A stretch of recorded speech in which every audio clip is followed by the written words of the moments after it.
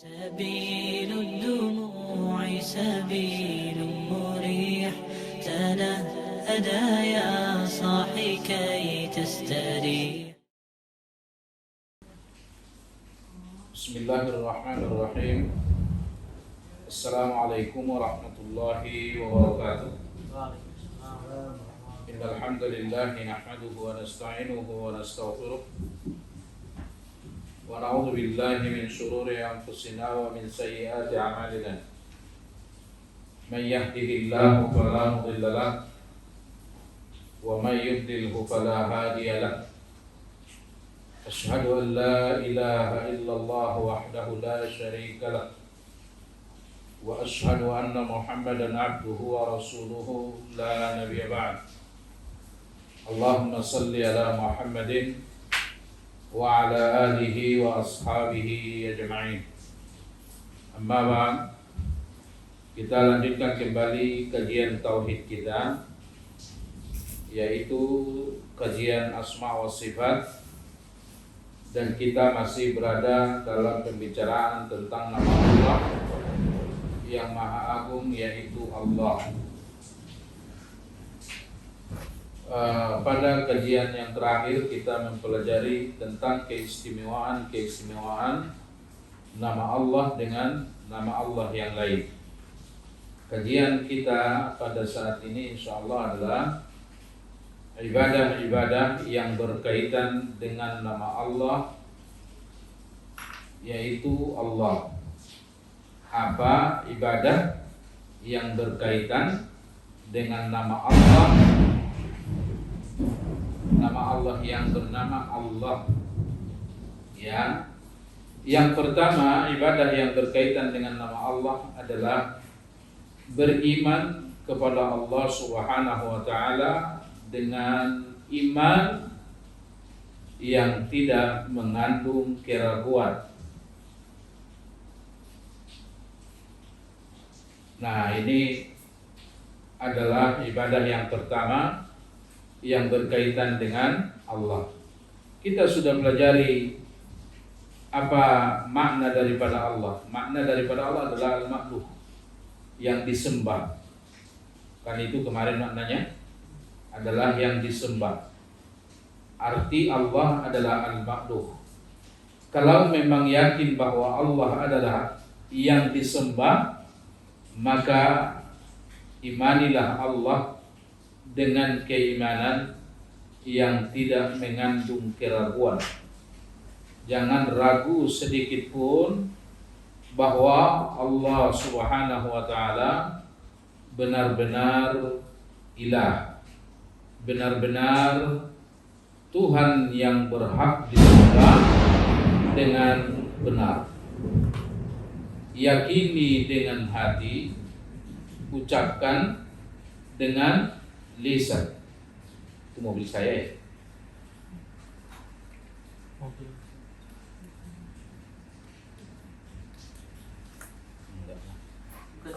Hah? Enggak.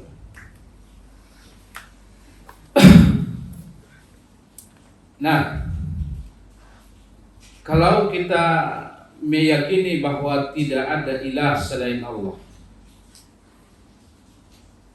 tidak ada lagi nikmat yang paling mahal selain daripada itu, maka jangan sampai ada sedikit pun keraguan bahwa Allah itu adalah ilah. Ucapkan dengan lisan, benarkan dengan hati, buktikan dengan anggota tubuh. Itulah iman. Ucapkan dengan lisan, lalu benarkan dengan hati, buktikan dengan anggota tubuh. Maka kalau ada orang yang tadinya dia kafir,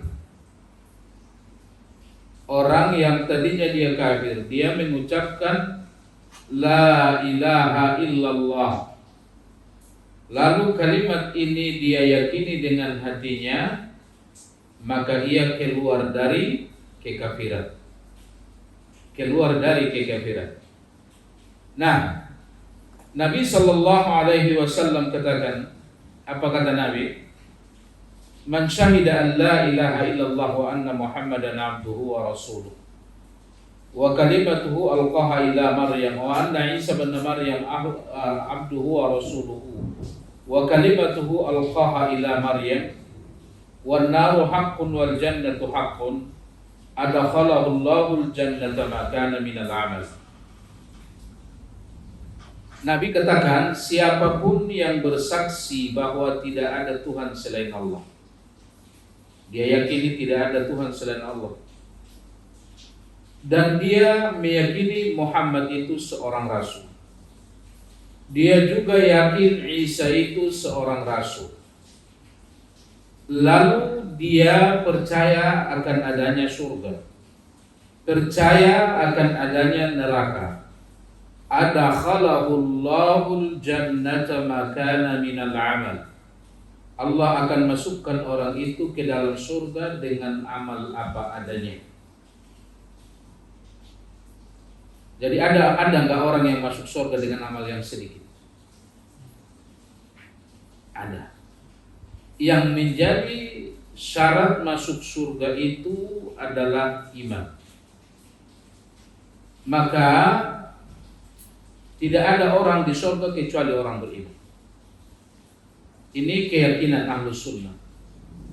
Kalau orang itu mati dalam keadaan beriman, maka wajib diyakini dia masuk surga. Maka ada seorang sahabat datang kepada Rasul, Sofwan bin Abdullah. Dia mengatakan, ya Rasulullah, wahai Rasulullah, qul li qawlan fil Islam, katakan kepadaku tentang satu hal tentang Islam yang apabila hal itu aku lakukan, aku pasti selamat dunia akhirat, dan aku tidak perlu bertanya kepada selain engkau ya Rasulullah. Lalu apa kata Nabi? Nabi menjawab sangat singkat, amantu billah, katakan aku beriman kepada Allah. Tsumma istaqim, kemudian istiqomahlah engkau dalam keimananmu, istiqomahlah engkau dalam beribadah pada Allah. Singkat enggak jawaban ini? Singkat, tapi disinilah semua kebenaran terkandung. Singkat jawaban Nabi, tapi disinilah semua ajaran agama disimpulkan, disimpan, terkandung di dalam hanya satu kalimat itu. Qul amantu billah. Kalau kau mau selamat sampai nanti di akhirat masuk surga selama-lamanya, katakan aku beriman pada Allah. Tsumma istaqim, kemudian kau istiqomah dengan keimananmu itu. Jangan sampai kau mati dalam keadaan tidak beriman. Kemudian istiqomah engkau dalam ketaatan pada Allah. Nah, dari hadis ini bisa kita pahami ada dua nikmat paling mahal yang pernah turun ke atas bumi ini. Nikmat yang pertama iman. Nah, ini apa namanya, ini nikmat yang paling mahal, ini iman. Ya. Ini iman dan Allah berikan kepada orang kecuali orang yang dikehendaki Allah. Saya sudah pernah sampaikan, Nabi Nuh yang paling dia inginkan menjadi orang beriman siapa? Anaknya. Tapi anaknya tidak beriman. Yang paling diinginkan Ibrahim beriman siapa? Ayahnya. Tapi enggak beriman. Yang paling diinginkan Nabi Lut beriman adalah istrinya. Tidak beriman. Yang paling diinginkan oleh Rasulullah beriman adalah pamannya Abu Thalib. Ada tak kira-kira yang paling jago berdakwah selain dari Nabi? Enggak ada. Selama Abu Thalib masih hidup, itu Rasul mendakwahi dia, dan tidak ada pendakwah paling ulung selain daripada Rasul. Sampai kapan Rasul mendakwahi pamannya ini? sampai sakarat. Ketika kematian tiba, Rasul katakan, pamanku, katakan la ilaha illallah, aku akan menjadi pembelamu nanti di akhirat. Aku akan menjadi pembelamu nanti di hari akhirat. Katakan la ilaha illallah. Sampai-sampai ketika penaklukan kota Mekah terjadi, di saat penaklukan kota Mekah terjadi, ayahnya Abu Bakar masuk Islam. Ayahnya Abu Bakar masuk Islam dan dia berbaiat di atas tangan Rasul. Dia mengatakan, ya Rasulullah, asyhadu an la ilaha illallah wa asyhadu anna Muhammadar Rasulullah. Lalu Abu Bakar menangis. Kata Rasulullah, kenapa menangis Abu Bakar? Ini hari bahagia. Bukankah orang yang paling kau inginkan masuk Islam sudah masuk Islam? Ayahmu sudah masuk Islam. Berapa tahun itu baru masuk Islam? 8 tahun. Akhirnya Abu Bakar menjawab, ya Rasulullah, aku sangat bahagia ayahku masuk Islam. Tapi aku ingin seandainya tangan yang ada di atas tanganmu itu bukan tangan ayahku saja, tapi tangan yang ada di atas tanganmu berbaiat menyatakan keislaman itu adalah tangan pamanmu Abu Thalib. Kenapa? Karena Abu Bakar kita tahu dia sangat mencintai Rasul. Dia lebih mencintai Rasul dari dirinya sendiri.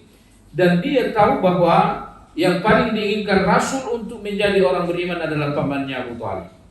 Karena paman Abu Thalib ini adalah paman yang sangat luar biasa membela Rasulullah Sallallahu Alaihi Wasallam. Jadi paman Rasul itu ada beberapa macam. Ada paman Rasul yang mencintai Rasul, yang membela Rasul, dan dia beriman kepada apa yang dibawa Rasul. Siapa tuh pamannya yang begitu?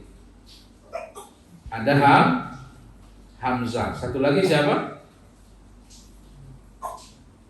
Adalah Abbas. Ya kan? Abbas, dua paman, yang mana paman yang dua ini beriman kepada keponakannya itu. Mereka masuk Islam, mereka berjuang dengan keponakannya dan mati dalam keadaan beriman, mereka menjadi sahabat. Siapa yang paling mulia di antara yang dua ini? Abbas atau Hamzah? Adalah Hamzah, karena Hamzah adalah Sayyidus Syuhada. Hamzah adalah penghulu syuhada. Seterusnya ada paman, di mana paman ini sangat membenci Rasul, tidak beriman kepada Rasul, sangat membenci Rasul, dan dia justru orang paling hebat permusuhannya kepada Rasul. Siapa itu? Abu Lahab. Maka itulah yang membuat Nabi, yang membuat Allah mendinding, tidak memberikan hidayah itu kepada Abu Lahab. Kenapa? Seharusnya ini Muhammad, walaupun dia tidak beriman, ya udah biarin aja gitu, jangan disakiti. Tapi justru dia lebih hebat menyakiti keponakannya ini. Lebih hebat menyakiti keponakannya. Nah, sehingga Allah menurunkan ayat tentang Abu Lahab karena kemarahan Allah kepada Abu Lahab. Apa kata Allah? Tabbat yada abi lahabi wa tabba ma aghna anhu maluhu wa ma kasab sayasla naran zata lahab wa imra'atuhu hammalatal hatab fi jidha hablum min masad. Antara lain makna ayat ini, Abu Lahab pasti masuk neraka. Orang kalau sudah dipastikan dalil masuk neraka, maka wajib diyakini bahwa dia pasti masuk neraka. Maka Abu Lahab pasti masuk neraka. Dan dia di neraka itu adalah abadi selama-lamanya bersama istrinya. Bersama istri. Dan makna ayat ini menunjukkan bahwa hidayah itu kehendak Allah. Siapa yang Allah inginkan mendapatkan hidayah, maka itu yang dapat hidayah. Nah, lihat, Tabbat yada abi lahabi wa tabba. Ini ayat, ini surat turun kepada Abu Lahab. Nah, ini surat turun masih hidupkah Abu Lahab? Abu Lahab masih hidup kan? Masih hidup. Coba kalau Anda bayangkan ayat turun dari langit berbicara tentang diri kita. Takut gak kira-kira? Seperti ini. Tapi lihat ketika hati sudah ditutup Allah. Allah katakan tabbat yada abi lahabi wa tabba ma aghna anhu maluhu sampai akhir. Kata Allah sampai kapanpun Abu Lahab itu tidak akan pernah menjadi orang beriman. Coba lihat. Allah turunkan ayat, Allah katakan jelas sampai kapanpun Abu Lahab tidak akan pernah beriman. Benaran enggak? Kalau Abu Lahab ingin memburuk-burukkan Islam, yang umpamanya dia ingin menyakiti Rasul, yang seperti selama ini dia katakan Muhammad pembohong, Muhammad tukang sihir dan lain-lain. Nah, di sini sebenarnya kesempatan dia memburukkan Islam. Dia ngomong aja itu Al-Quran baru turun, dia mengatakan aku tidak akan mengucapkan 2 kalimat syahadat sampai kapanpun. Sekarang aku ucapkan asyhadu an la ilaha illallah. Enggak usah dia yakini gitu loh. Iya kan? Dia ucapkan aja. Sekarang aku ucapkan la ilaha illallah. Tuh lihat tuh. Al-Quran ngomong saya tidak akan mengucapkan 2 kalimat syahadat. Nah sekarang saya ucapkan, dengarin. Asyhadu an la ilaha illallah. Dia sembunyikan kekafirannya. Lalu dia ngomong, coba lihatin ini Al-Quran gak benar. Tapi apa yang dikatakan Allah itu benar. Sampai kapanpun dia tidak bisa mengucapkan itu. Padahal dia masih hidup. Nah lihat kebenaran ini. Nah ini antara lain dari bahwa siapapun yang dikehendaki Allah beriman, maka hanya orang itu yang bisa beriman. Kalau Allah tidak kehendaki beriman, maka dia tidak beriman. Nah, jadi ada paman Nabi yang tadi sangat luar biasa membela Nabi. Mereka beriman, yaitu Hamzah dan Abbas. Yang paling mulia adalah Hamzah. Ada paman Nabi yang sangat memusuhi Nabi, yang seharusnya walaupun dia tidak beriman dia harus melindunginya, seperti yang dilakukan Abu Thalib atau pamannya ayah mereka Abdul Muttalib. Tapi ini justru kebalikannya, sangat memusuhi Rasul. Siapa? Adalah Abu Lahab. Maka lihat bagaimana akhirnya Allah memvonis Abu Lahab ada di neraka. Memvonis Abu Lahab ada di neraka. Lalu ada paman tidak mau beriman, akan tetapi sangat luar biasa membela keponakannya. Siapa? Abu Thalib. Maka Abu Thalib satu-satunya orang kafir yang mendapatkan syafaat dari Nabi. Cuman syafaatnya hanya diringankan, siksanya hanya diringankan, tidak bisa keluar dari neraka. Kenapa? Karena orang kafir abadi di neraka. Nabi diberi hak Allah, khususiyah Nabi untuk mensyafaatkan orang kafir. Padahal seharusnya orang kafir tidak berhak mendapatkan syafaat. Tapi ada satu orang kafir yang diberikan hak untuk mendapatkan syafaat dari Nabi, yaitu pamannya Abu Thalib. Adalah pamannya Abu Thalib. Apa bentuk syafaatnya? Bukan mengeluarkan dari neraka, tapi dia mendapatkan siksa yang paling ringan di neraka. Maka Nabi katakan, siksa yang paling ringan di neraka adalah siksa pamanku Abu Thalib. Begitu diberikan kepada dia sendal, maka saat itu otaknya langsung mendidih. Itulah siksa paling ringan di neraka. Na'udzubillah. Nah, jadi kalau begitu tidak ada orang yang bisa beriman selain daripada orang yang dikehendaki Allah. Nah, ini perlu kita terus tanya diri kita. Sekian manusia banyaknya, sekian jumlah manusia banyaknya lahir ke dunia, kenapa aku yang Allah pilih menjadi orang beriman? Kenapa Allah memilih hati kita menjadi tempat iman itu? Ini terus dipikirkan. Karena saya katakan tadi tidak ada nikmat paling mahal selain daripada iman. Kalau kita mati dalam keadaan beriman, nah itu tadi yang dikatakan Nabi. Adakhalahullahu al-jannata ma kana minal amal.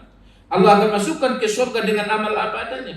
Jadi kalau orang itu mati dalam keadaan beriman, pasti masuk surga enggak? Pasti.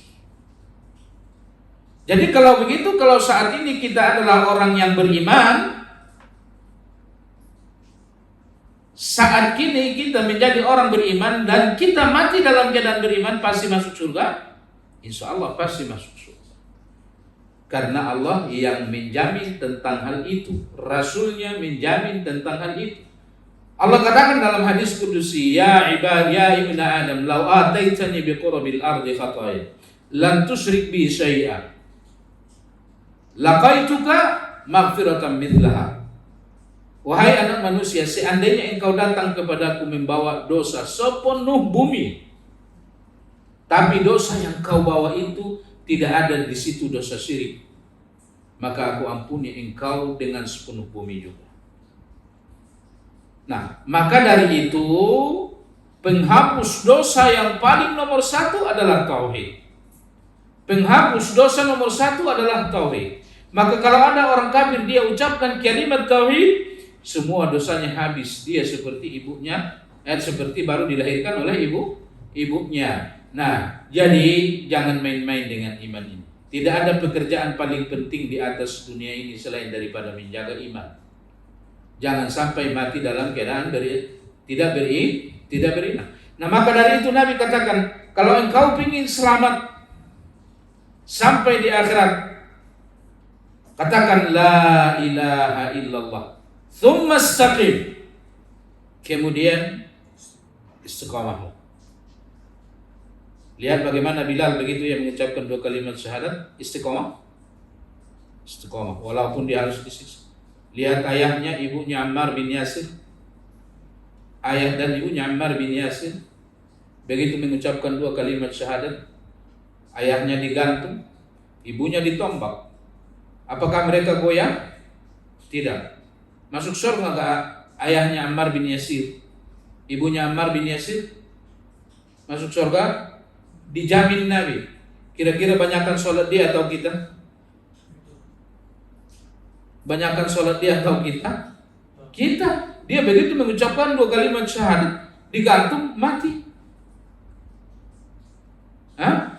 Ada satu sahabat datang ke Uhud, dia hanya ingin menyaksikan bagaimana pasukan orang kafir menghabisi pasukan Muhammad SAW di Uhud. Tapi begitu sampai di Uhud, Allah masukkan iman ke dalam hatinya. Yang tadinya dia ingin menonton bagaimana pasukan orang-orang kafir Mekah menghabisi pasukan Rasul, karena perang Uhud ini adalah perang balas dendam atas kekalahan di Badar. Nah, begitu dia masuk datang ke Uhud untuk menyaksikan perang, Allah masukkan iman ke dalam hatinya, lalu dia mengatakan asyhadu an la ilaha illallah wa asyhadu anna Muhammadar Rasulullah. Lalu dia masuk ke medan perang, dia mati syahid. Apakah dia udah sholat? Apakah dia udah puasa? Belum. Apakah dia sedekah? Enggak. Amal dia adalah satu, tauhid. Yang kedua, dia ikut berperang, mati dia. Maka Nabi katakan, siapa yang beriman bahwa tidak ada ilah selain Allah, Muhammad adalah Rasul, Isa adalah Rasul, dia percaya ada surga, ada neraka, adkhalahullahu jannata ma kana minal amal. Allah masukkan ia ke surga dengan amal apa adanya. Jadi kalau begitu yang menjadi syarat masuk surga itu apa? La ilaha illallah, iman. Ya, adapun ibadah-ibadah itu adalah sebab, ibadah-ibadah itu adalah sebab masuk surga. Nah, jadi inilah iman, inilah nikmat yang paling mahal. Lalu apa nikmat yang paling mahal setelah iman? Nabi katakan fastaqim. Fastaqim, kemudian istiqomahlah engkau. Istiqomah dalam keimanan, istiqomah dalam beribadah dan lain-lain. Nah, kenapa? Karena orang yang istiqomah hampir bisa dipastikan husnul khatimah. Ya, istiqomah adalah nikmat termahal yang kedua. Kenapa? Karena kalau istiqamah hampir bisa dipastikan dia akan mati dengan husnul khatimah. Maka dari itu Nabi SAW katakan, Qul amantu billah thumma istaqim. Berimanlah kepada Allah dan istiqomahlah beribadah kepada Allah Subhanahu wa taala. Istiqomahlah dalam imanmu.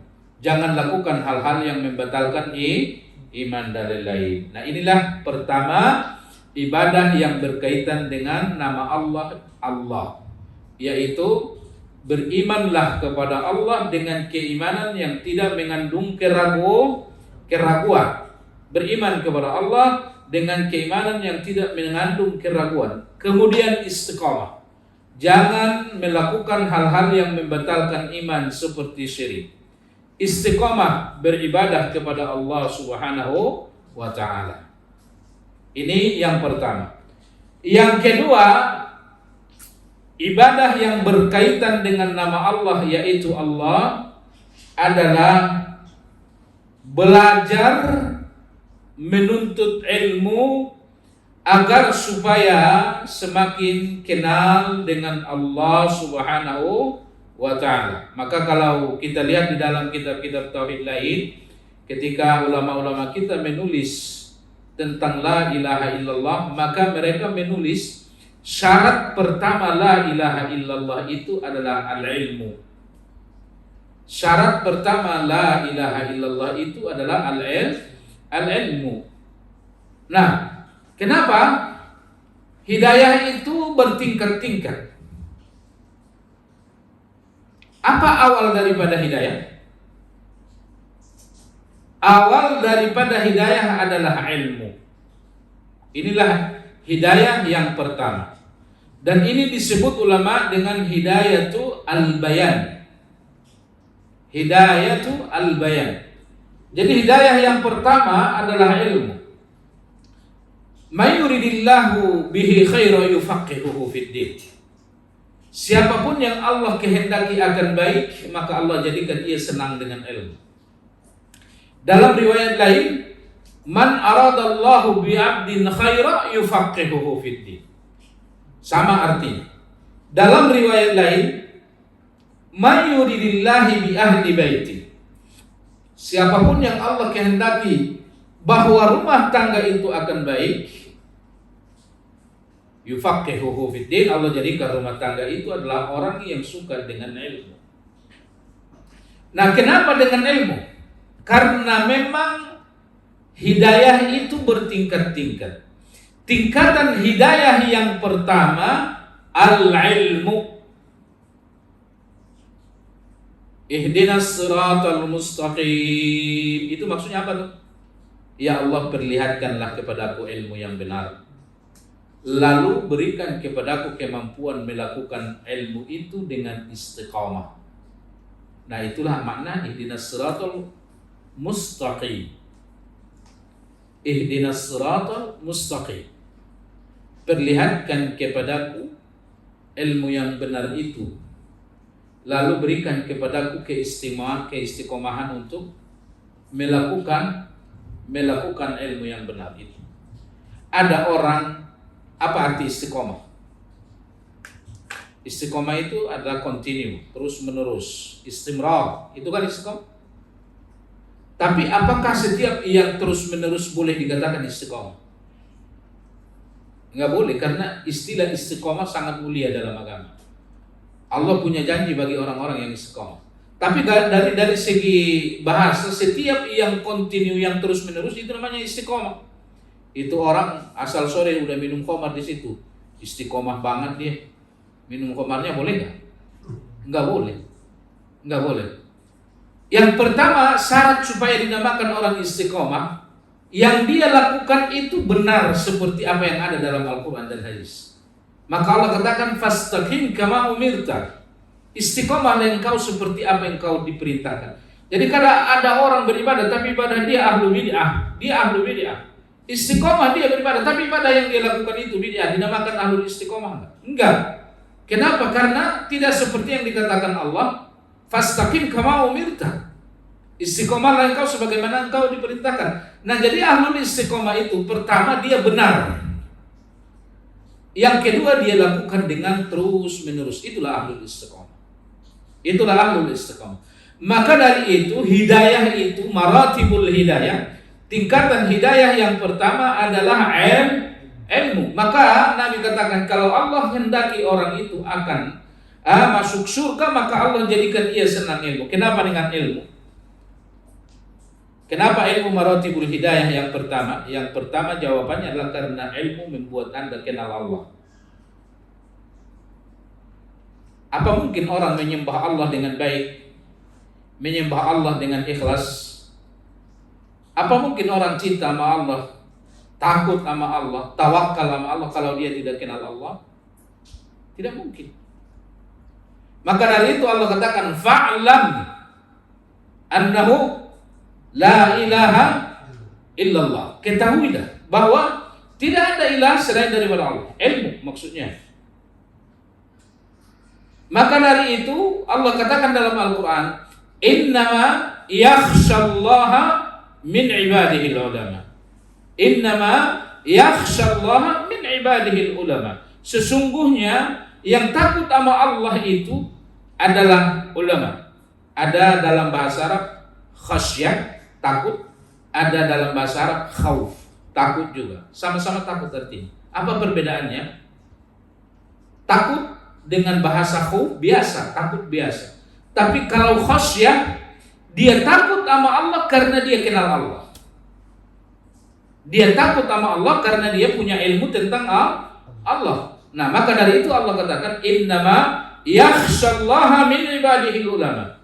Sesungguhnya yang takut sama Allah adalah orang-orang yang berilmu. Enggak bisa kita sampai kepada kecintaan yang bagus pada Allah, takut kepada Allah, mengharap pada Allah kalau kita tidak kenal Allah, itu enggak bisa. Maka dari itu Allah katakan dalam ayat lain, syahidallahu annahu la ilaha illa huwa wal malaikah wa ulul ilm qa'iman bil qist. Pertama sekali yang bisa menyaksikan ketuhanan Allah adalah Allah sendiri. Kenapa? Karena Allah maha sempurna ilmunya. Tidak ada orang yang bisa mengenal Allah kecuali dia menuntut ilmu. Seterusnya siapa yang memiliki pengenalan yang bagus terhadap Allah setelah Allah? Wal malaikat. Para malaikat. Pernah gak tahu bahwa malaikat itu melakukan maksiat? Gak pernah malaikat itu melakukan maksiat. Apa ada malaikat yang bosan beribadah? Jangankan meninggalkan ibadah gitu loh. Bosan aja ada gak malaikat yang bosan beribadah? Enggak ada. Kenapa mereka begitu? Tidak ada malaikat yang melakukan maksiat. Tidak ada malaikat yang bosan beribadah pada Allah. Jawabnya adalah karena mereka memiliki pengenalan yang bagus terhadap Allah. Lalu apa kata Allah? Siapa yang ketiga yang bisa mempertuhankan Allah dengan baik? Syahidallahu annahu la ilaha illa huwal malaikah wa ulul ilm. Orang yang berilmu.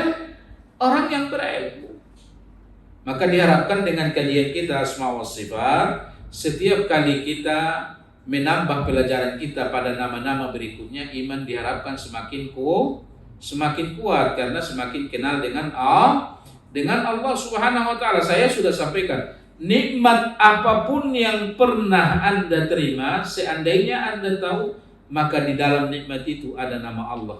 Karena Allah memperkenalkan dirinya pada kita melalui nikmat-nikmat yang Ia berikan. Kita sakit, Allah berikan kesembuhan. Oh iya, Tuhanku itu maha menyembuhkan. Kita susah, butuh rizki, Allah berikan rizki. Oh iya, Tuhanku itu maha memberi rizki. Setiap nikmat yang Anda dapatkan, seandainya Anda mengerti, di situ pasti tersimpan nama Allah. Karena Allah memperkenalkan dirinya melalui nama dan sifatnya. Begitu juga dengan permintaan, dengan doa. Apapun yang Anda doakan kepada Allah, seandainya Anda tahu, maka Anda pasti temukan di situ nama dan sifat Allah. Nah, maka dari itu, tidak boleh ada keraguan terhadap Allah. Maka supaya tidak ada keraguan terhadap Allah, nah, pelajari Allah, pelajari supaya kenal Allah dengan baik. Karena semakin orang berilmu, ternyata dia semakin kenal dengan Allah. Semakin dia bisa, semakin baik dia mempertuhankan Allah. Itu jangankan kita, kepada para nabi, para rasul pun itu terjadi. Dalam sebuah cerita, begitu berkumpul kembali Nabi Yakub dengan anak-anaknya semuanya, Nabi Yakub bertanya pada Allah, ya Allah, ini kalau istilah kita iseng-iseng gitu ya, ya Allah, kenapa sih tadi engkau pisahkan aku dengan keluarga aku? Enggak tanggung-tanggung puluhan tahun. Kenapa sih engkau pisahkan aku dengan anakku Nabi Yusuf? Sampai buta ya kan? Apa kata Allah, kamu juga sih salah? Ya salah saya di mana ya Allah? Apa salah Nabi Yakub? Ketika saudara-saudaranya mengatakan, ya abana malaka la ta'manna ala Yusuf wa inna lahu lahafizun. Wahai ayah kami, kenapa sih engkau tidak izinkan kami bermain dengan Nabi Yusuf, dengan anak-adik kami Yusuf? Kami akan menjaga dia. Arsilhu ma'ana ghadan yarta' wa yal'ab wa inna lahu lahafizun. Tolonglah izinkan besok kami pergi sama dia, supaya kami bermain-main dengan dia. Lalu apa kata Nabi Yakub? Inni akhafu ay ya'kulahu dhi'bu wa antum anhu ghafilun. Nah lihat, kurang tawakal. Saya enggak kasih kalian bawa Nabi Yusuf. Inni akhafu ay ya'kulahu dhi'bu. Aku takut dia dimakan serigala. Kamu takut anakmu dimakan serigala? Kamu lupa ya kalau aku adalah hafiz? Kamu lupa kalau aku maha menjaga? Sehingga kamu takut itu Yusuf dimakan serigala. Wa antum anhu ghafilun. Alasan kedua, kamu takut ya anak-anakmu itu lalai. Kamu lupa kalau aku tidak pernah lalai. Nah lihat, bagaimana pentingnya keimanan dan ilmu tentang Allah Subhanahu wa ta'ala. Begitu juga dengan Nabi Yusuf. Nabi Yusuf ketika ada di penjara, dia melakukan takwil mimpi kepada dua anak muda. Kata Nabi Yusuf, nanti kalian kalau sudah keluar dari penjara ini, di antara kalian ada yang divonis mati dan ada yang satu selamat. Yang selamat nanti akan kembali ke istana dan tugasnya di istana menjadi penuang minuman raja. Itu kira-kira karena terpercaya atau tidak? Karena terpercaya. Kenapa? Karena dia diberi tugas memberikan makanan dan minuman raja. Kira-kira kalau raja mempercayai pembantunya, kalau pembantunya bermohon meminta, dikasih nggak? Dikasih. Nah ini yang menawil mimpinya siapa? Yusuf. Adalah Yusuf. Nah kata Yusuf, nanti siapa yang selamat di antara kalian lalu menjadi petugas kembali di istana, tolong kasih tahu sang raja kalau di penjara ini ada Yusuf. Saya masuk penjara karena difitnah.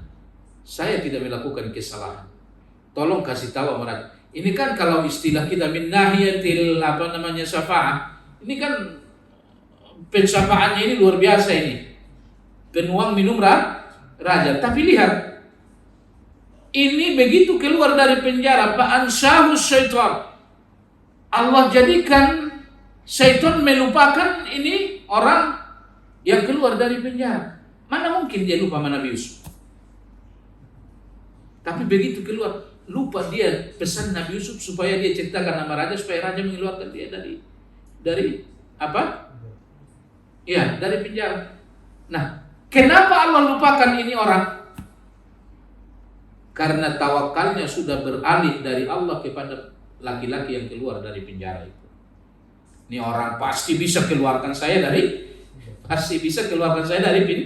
penjara. Dia lupa kalau yang mengeluarkan dia dari penjara itu Allah. Lupa dia kalau itu sangat mudah bagi Allah, bukan raja itu. Maka begitu ini laki-laki keluar dari penjara, fa'ansahu syaitan.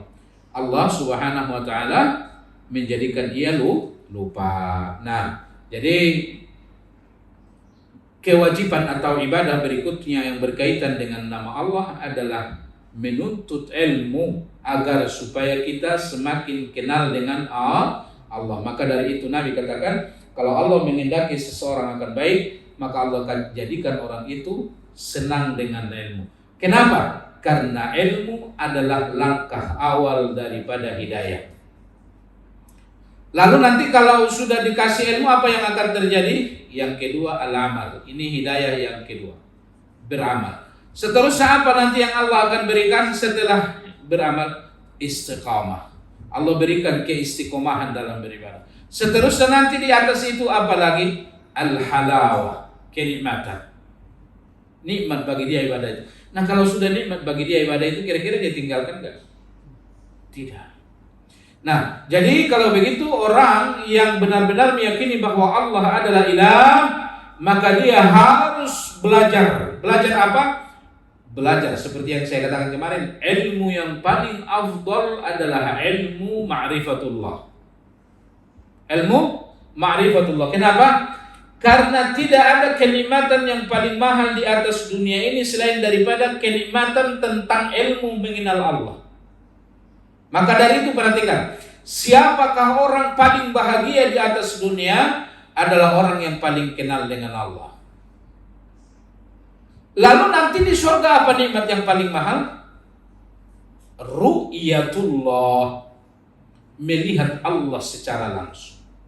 Jadi kalau di surga nikmat yang paling mahal adalah ru'yatullah, melihat Allah secara langsung. Adapun kenikmatan yang paling tinggi di atas dunia adalah ma'rifatullah, adalah mengenal Allah dengan pengenalan yang semakin bagus. Tidak ada jawaban itu orang kenapa sih malas beribadah? Dia gak kenal Allah, selesai. Itu orang kenapa sih malas membaca Al-Quran? Dia gak kenal Allah, selesai, itu aja. Kenapa sih itu orang banyak melakukan pelanggaran? Gak kenal Allah, selesai. Siapa manusia terbaik di atas dunia ini? Manusia terbaik di atas dunia ini adalah ulama-ulama kita yang memiliki ilmu yang dalam. Tidak bisa kita ingkari.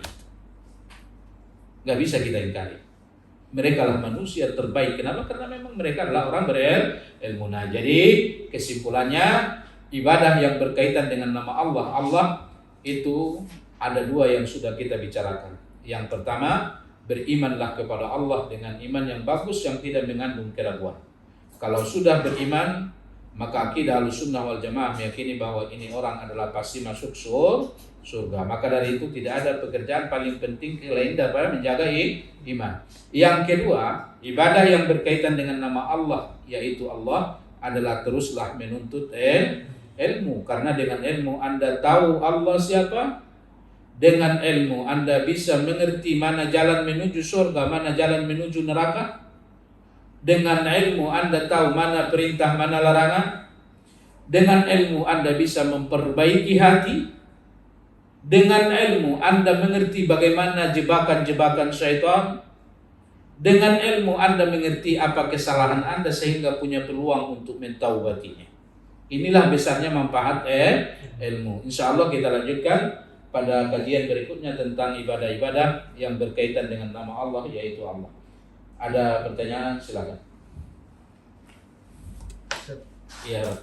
Terkait dengan menuntut ilmu, bahwa fenomena yang ada sekarang ini kan banyak para pemilik ilmu, bahkan sampai tingkatnya doktor, profesor gitu ya. Tetapi kalau kita lihat praktek kesehariannya, mereka tidak menunjukkan seperti orang yang beriman, yang memiliki ilmu tadi, sebagai ulama gitu kan. Misalnya melakukan hal-hal yang sebetulnya tuh dilarang oleh agama kita gitu. Itu apa penyebabnya, Ustaz? Penyebabnya tidak ada takut. Ya. Enggak ada takut. Yang kedua syahwat.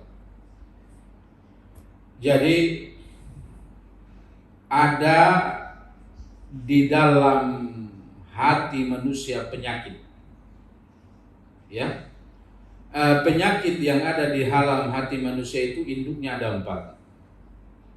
Induknya ada 4. Yang pertama, penyakit yang ada dalam hati manusia itu adalah salah persepsi tentang kebenaran. Salah persepsi dalam memahami kebenaran. Nah, seperti yang Bapak kemarin kasih pertanyaan, al-hajju ashhurum ma'lumat.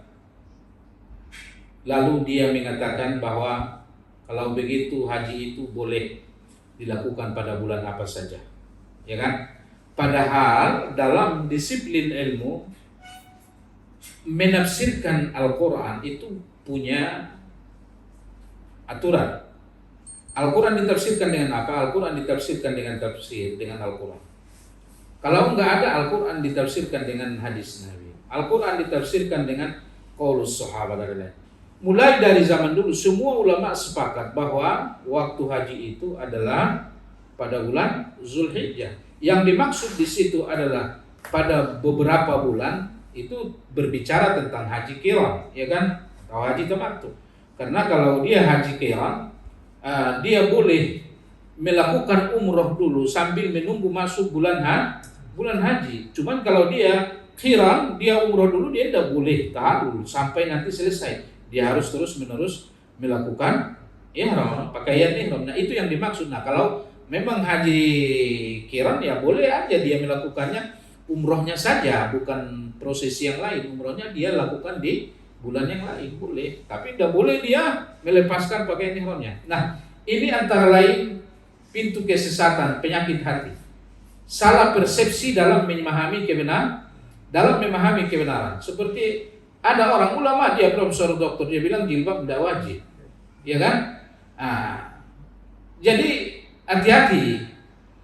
Ketika ilmu itu dicari bukan ikhlas karena Allah, maka ilmu tidak menjadi hidayah. Orang-orang Yahudi juga berilmu, tapi mereka jadikan ilmu ini bahan jualan. Yashtaruna bi ayatillahi thamanan qalilan. Nah, jadi kenapa ada orang-orang yang berilmu itu tapi dia tidak beribadah, dia sesat? Karena satu salah persepsi terhadap ilmu. Maka siapa makhluk yang pertama sekali salah persepsi terhadap kebenaran? Iblis. Ya kan? Dia merasa bahwa dia lebih benar dari apa yang dikatakan Allah. Sujud pada Adam, dia katakan bagaimana mungkin aku sujud, aku lebih baik dari dia. Salah persepsi dalam memahami kebenaran.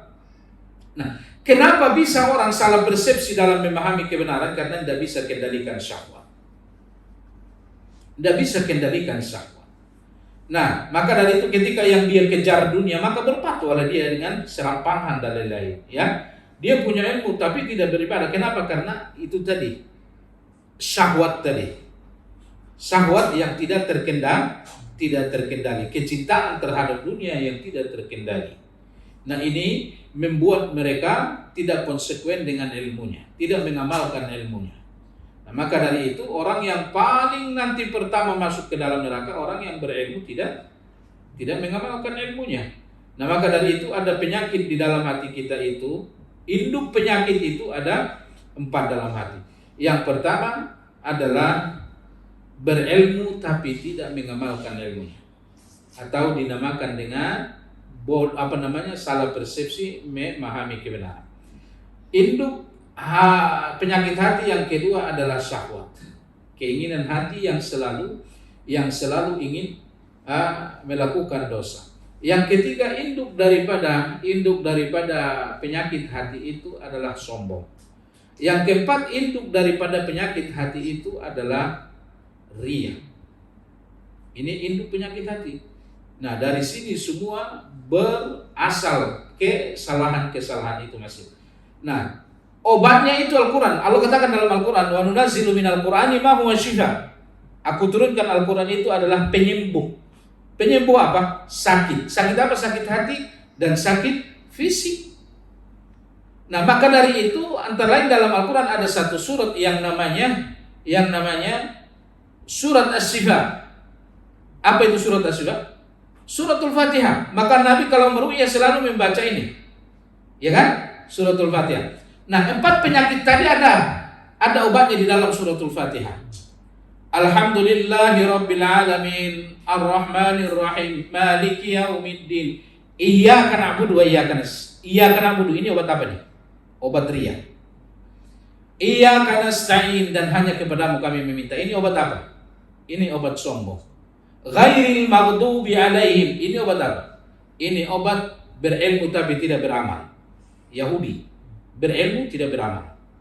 Waladdallin, ini obat syahwat.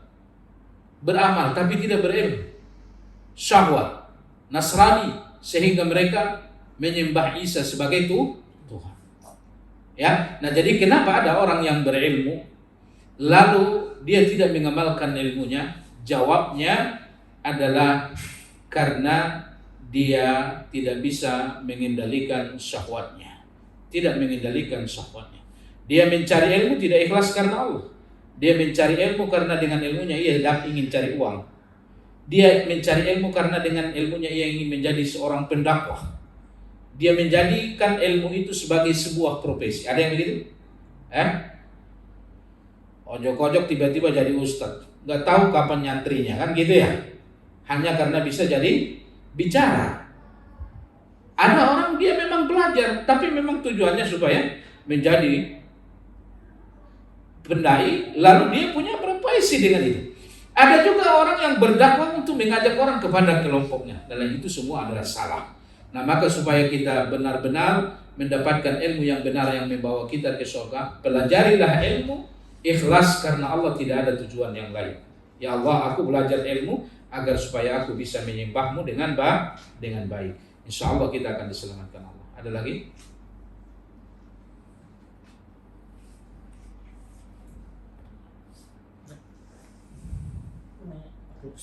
Cukup?